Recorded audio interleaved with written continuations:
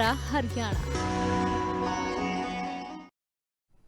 नमस्कार, स्वागत है आपका। आप देख रहे हैं हमारा हरियाणा में, आपके साथ स्टेश नैन मोर। बुलेटिन की शुरुआत बड़ी खबर के साथ। हरियाणा के मुख्यमंत्री नायब सिंह सैनी ने आज लाभार्थियों को सौगातें दी हैं। लाडो लक्ष्मी योजना की किस्त भी मुख्यमंत्री ने जारी की है। कई सामाजिक सुरक्षा योजनाओं के तहत लाभार्थियों को राशि आज वितरित की गई। मुख्यमंत्री नायब सिंह सैनी ने आर्थिक सहायता राशि वितरित की। सामाजिक सुरक्षा योजनाओं के लाभ वितरित किए गए। मुख्यमंत्री नायब सिंह सैनी की तरफ से दीनदयाल लाडो लक्ष्मी योजना की एक और किस्त मुख्यमंत्री नायब सिंह सैनी ने आज जारी कर दी।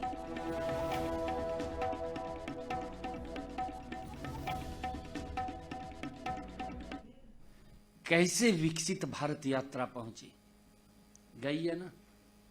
जो व्यक्ति ऐसे थे कि जो बाहर ना जा सके, दफ्तर तक भी ना जा सके, कम से कम अपने गांव में तो उस योजना के साथ जुड़ जाएं। ये आप देखिए मोदी जी किस तरीके से गरीब व्यक्ति को सशक्त और मजबूत कर रहे हैं। ये कांग्रेस जो आज बोल रहे हैं, राहुल गांधी का तो जेब में क्या निकलता फंसी रहा। मान ले कोई उसका स्वागत भी कर रहा तब भी हाथ जेब में पड़ रहा। भाई कम से कम तेरा कोई स्वागत करा तो एक हाथ तो बाहर काट लेना चाहिए, पर जेब में ही पड़ रहा। किस प्रकार का झूठ बोलते हैं, गजब का झूठ बोलते हैं। देश को किस प्रकार से इन लोगों ने पीछे धकेलने का काम किया है, इनकी गलत नीतियों के कारण। देश के लिए तो नीतियां इनकी गलत थी, परिवार के लिए नहीं थी। परिवार के लिए तो नीतियां ठीक है इनकी, लगे रहते हैं परिवार को मजबूत करने में। अब घूम रहे हैं, कभी राहुल के पास जा रहे, कभी कहीं जा रहे। भाई जब समय था तब तो तुम गुम में नहीं है। अब इस प्रकार की बातें करते हैं। हम धन्यवाद करते हैं आदरणीय प्रधानमंत्री जी का। तभी बग जा ऐसा ब्रीफिंग के बाद देखिए, बीच में डिस्टर्ब ना कीजिए, ब्रीफिंग पूरी होने दीजिए, उसके बाद सवाल कर लीजिएगा। मैं तो फोटो में देखता हूं, आजकल आप इतनी ज्यादा वो करते हैं। हरियाणा की वो देश में भी कहीं देखेंगे, देश में भी अगर कहीं देखेंगे, राहुल गांधी को जेब में हाथ काटने का समय नहीं है। लोग स्वागत कर रहे हैं उसका।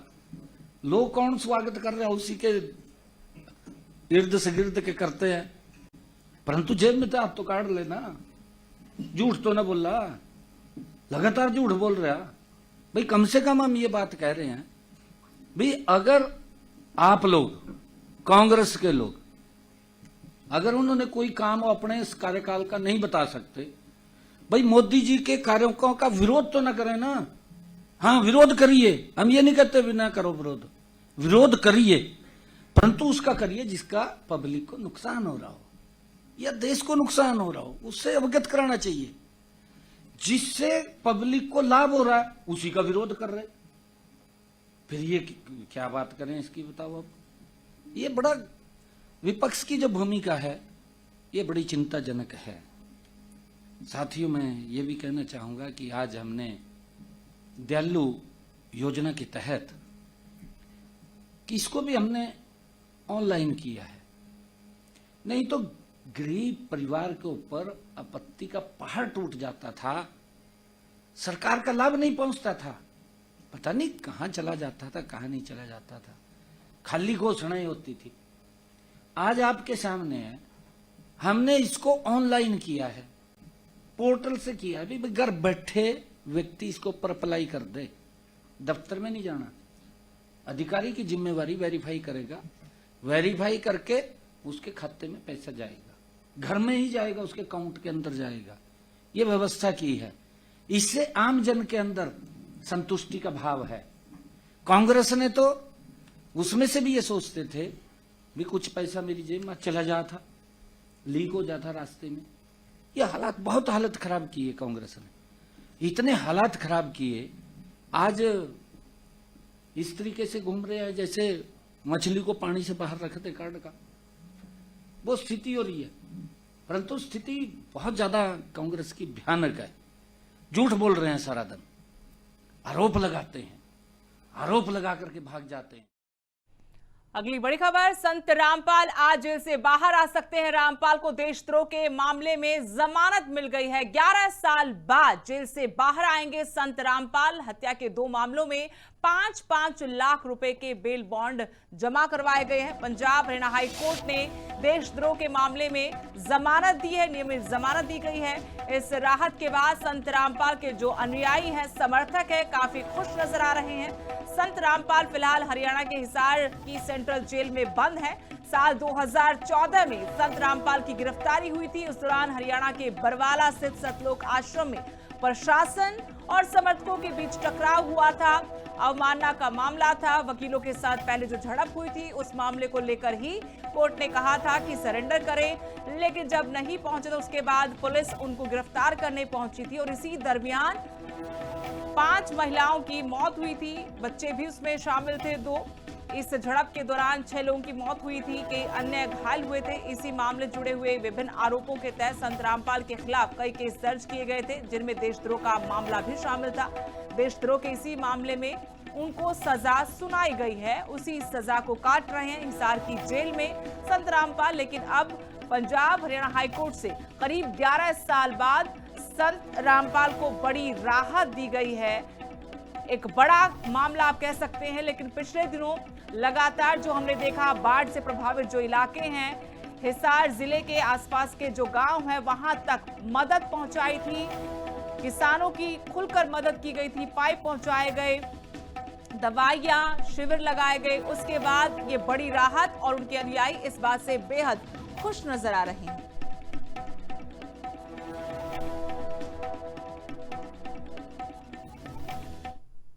उधर हरियाणा के कृषि मंत्री श्याम सिंह राणा लगातार अनाज मंडियों का दौरा कर रहे हैं और इसी कड़ी में वो जुलाना मंडी भी पहुंचे।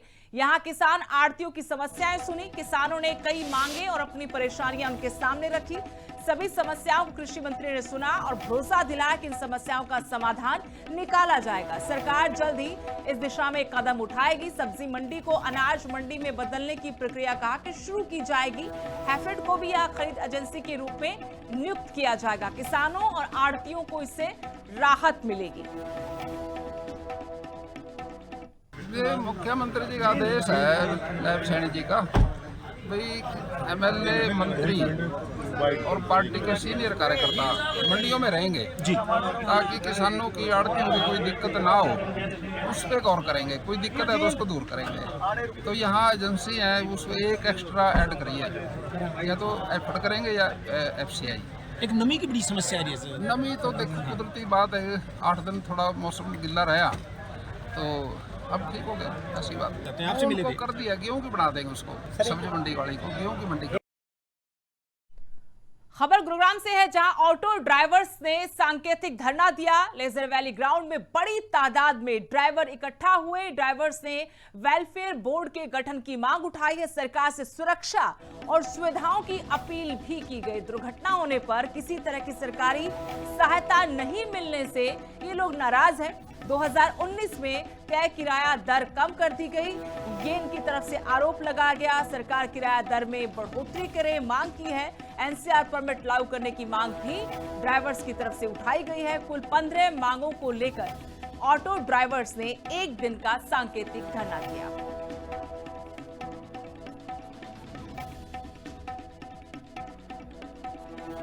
हमारा एक ही मांग है कि ड्राइवर के हितों की रक्षा करने का काम सरकार को करना चाहिए।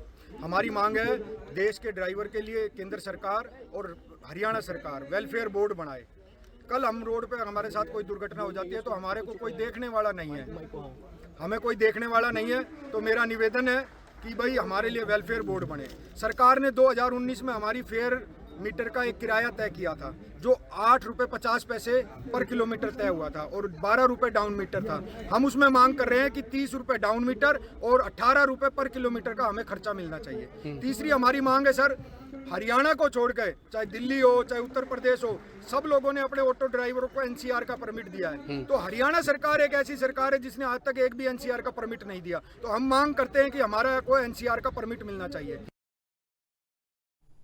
फरीदाबाद में एक बड़ी वारदात को अंजाम दिया गया। ओयो होटल में 25 साल के युवक की हत्या कर दी गई। चाकू मारकर बेरहमी से निर्मम तरीके से इस हत्या को अंजाम दिया गया है। युवक का किसी बात को लेकर विवाद हुआ था। 3 आरोपियों ने युवक पर चाकू से हमला कर दिया। हमले में युवक की मौके पर ही मौत हो गई।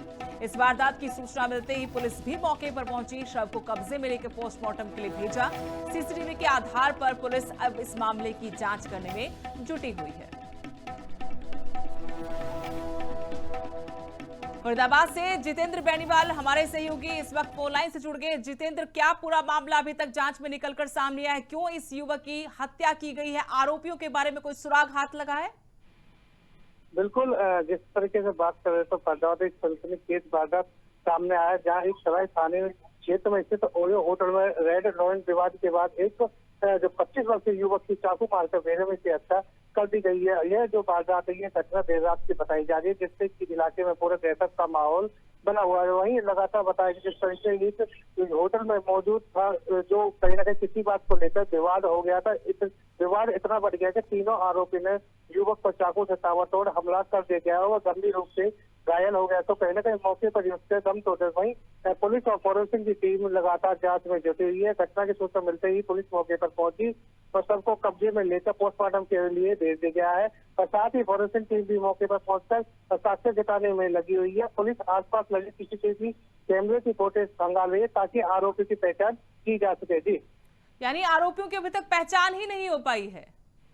बिल्कुल, अभी आरोपियों की पहचान नहीं हो पाई है। जिस तरीके से सीसीटीवी कैमरे की मदद से आरोपी की पहचान की जा रही है और लगातार पुलिस साक्ष्य में जुटी हुई है। कौन आरोपी है, कौन है, इसका लगातार कहीं ना कहीं। और फिलहाल पुलिस साफ तौर पर कह रही है कि जल्दी आरोपियों की पहचान करके उसे गिरफ्तार कर लिया जाएगा। जी, धन्यवाद जितेंद्र जानकारी के लिए। तो एक 26 साल के युवक की निर्मम तरीके से हत्या हुई है ओयो होटल में। कहा कि कुछ लोगों के साथ विवाद हुआ था। 3 आरोपी बताए गए हैं। सीसीटीवी फुटेज के आधार पर इन तीनों आरोपियों की तलाश में पुलिस लगी। पहले पहचान करेगी, उसके बाद आगे पड़ताल की जाएगी।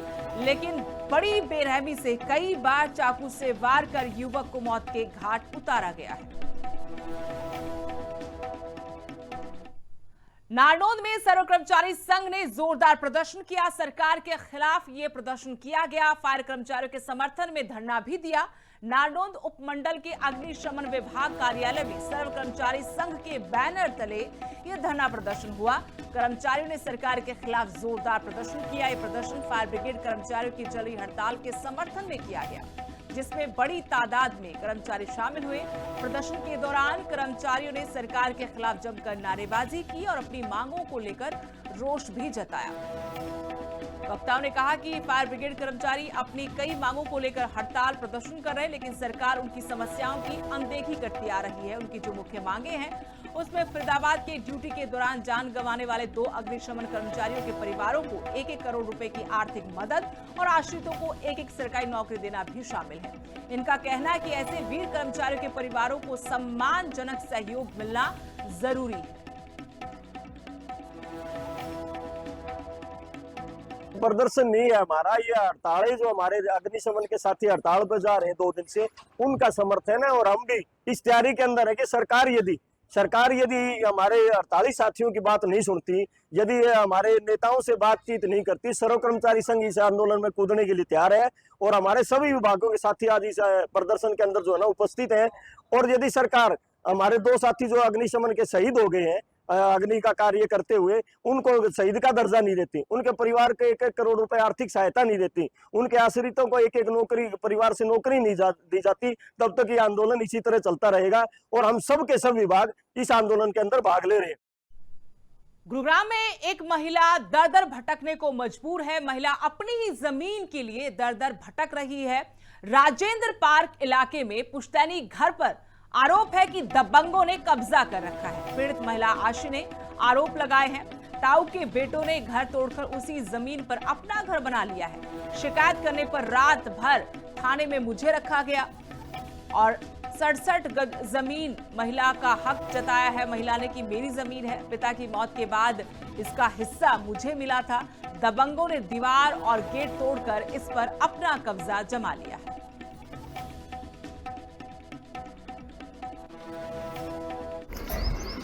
राजेंद्र पार्क में अभी मेरी 67 गज की जमीन है और मेरी जमीन पे ये प्रशासन है ना सारा कब्जा करवाने लगी है। मैं अपनी बाउंड्री करके आई थी, कर्जा लगा के और वो बाउंड्री भी तोड़ दी। उसके बाद में वहाँ पे वो गेट लगाने लग रही है। सर ये जमीन को उसमें, और ये देखो ना भाई, मैं अपने बच्चों को लेके यहाँ पे बार बनाने लग रही हूँ, ये बार बार मुझे डरा रहे हैं, धमका रहे हैं, और भी मेरे को ढूंढने के, मारने के लिए भी, और दूसरों से फोन कर करके पूछ रहे हैं कि भाई वो कहाँ पे है, कहाँ नहीं है।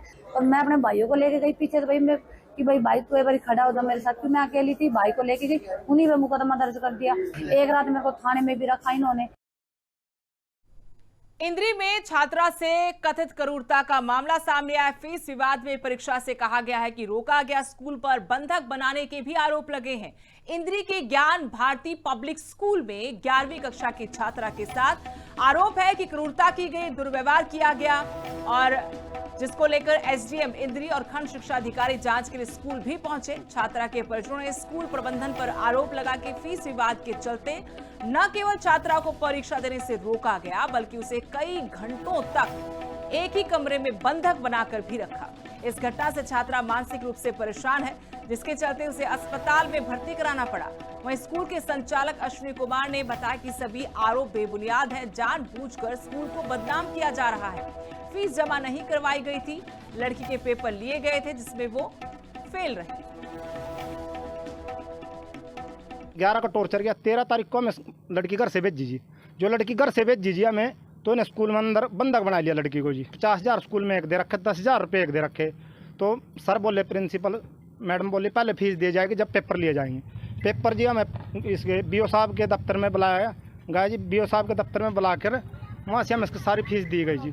उसके बाद लड़की मानसिक रूप से परेशान थी। उसके बाद पेपर लिए गए जी, रंजिश के तहत पेपर लिए गए। जो रंजिश के तहत पेपर लेने के बाद जी लड़की ने तो फैलो नहीं था, क्यों ने कह दिया था प्रिंसिपल सर ने जी, उन्होंने कहा बच्चे का भविष्य खराब कर देंगे, अपने करने में कोई कसर नहीं छोड़ दी जी। बच्चे ऐसा कौन सा स्कूल है जी जो सब माँ बाप 1 लाख रुपये भी दे रहे प्लस उनमें।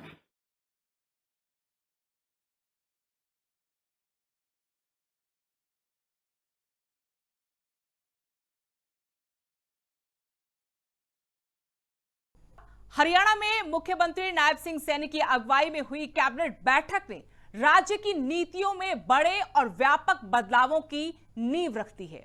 मजदूरों, युवाओं, महिलाओं और बुजुर्गों को केंद्र में रखकर लिए गए फैसलों को सामाजिक आर्थिक सुधार की दिशा में एक निर्णायक कदम माना जा रहा है। इसी पर आपको दिखाते हैं हमारी ये स्पेशल रिपोर्ट। मजदूरों के लिए ऐतिहासिक तोहफा। हरियाणा के मुख्यमंत्री नायब सिंह सैनी के नेतृत्व में सरकार ने अकुशल श्रमिकों के न्यूनतम वेतन में लगभग 35% की बढ़ोतरी का ऐतिहासिक फैसला लिया है। अब प्रदेश में न्यूनतम मजदूरी 11,257 से बढ़ाकर 15,220 प्रतिमाह कर दी गई है। ये निर्णय लाखों मजदूर परिवारों के जीवन स्तर को सुधारने में अहम भूमिका निभाएगा। महंगाई के दौर में जहां आम आदमी पर आर्थिक दबाव बढ़ रहा है, वहीं यह कदम श्रमिकों को राहत देने वाला साबित होगा। इतना ही नहीं, अर्ध कुशल, कुशल और अत्यधिक कुशल श्रमिकों के वेतन में भी उल्लेखनीय बढ़ोतरी की गई है, जिससे पूरे श्रम वर्ग को व्यापक लाभ मिलेगा। जो हमारे कुशल श्रमिकों की न्यूनतम मजदूरी को मौजूदा 11,257 प्रति माह से बढ़ाकर 15,200 प्रतिमाह करने की सिफारिश की है। इस पर शीघ्र ही निर्णय लेकर 2026-27 में न्यूनतम मजदूरी में बढ़ोतरी की जाएगी। आज इस घोषणा को पूरा करने के लिए मंत्रिमंडल ने विचार विमर्श कर न्यूनतम मजदूरी को बढ़ाने का निर्णय किया गया है। अब प्रदेश में न्यूनतम मजदूरी 15,220 रुपए होगी।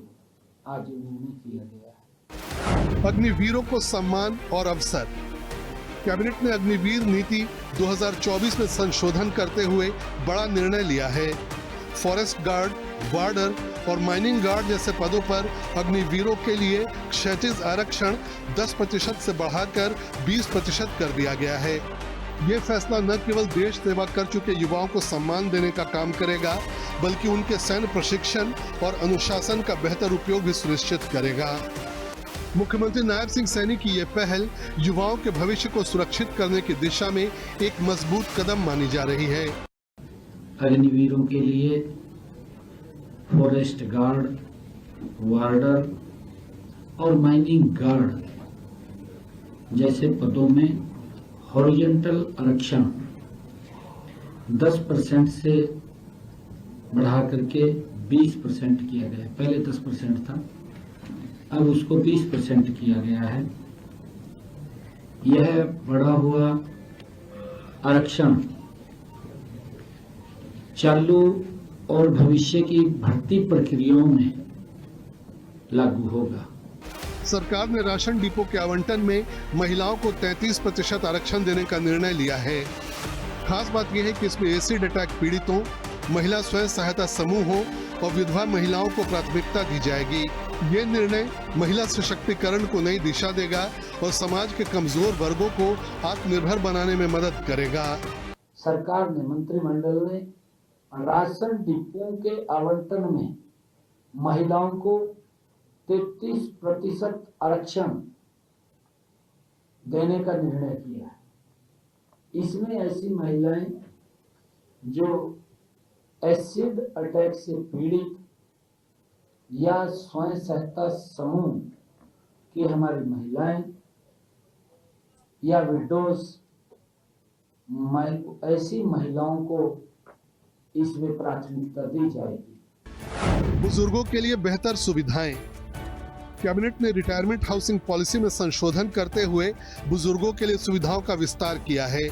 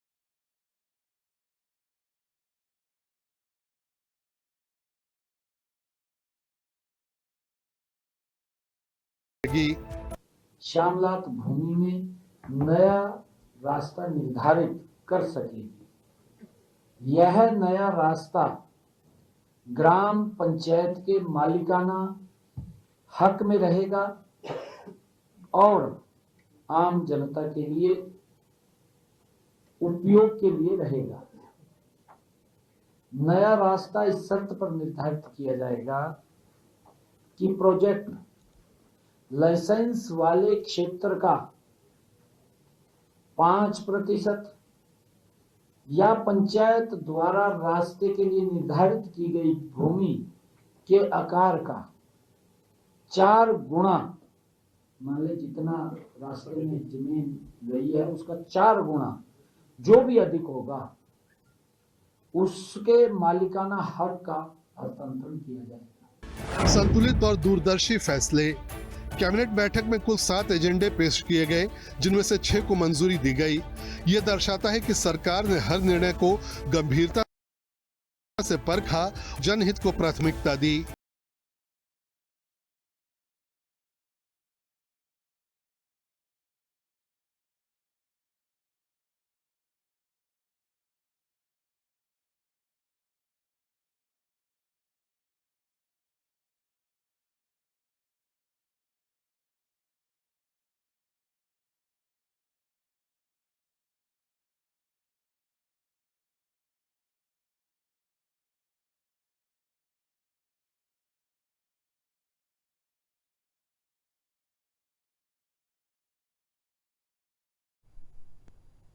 हमारा हरियाणा के इस बुलेटिन में फिलहाल इतना ही। नमस्कार।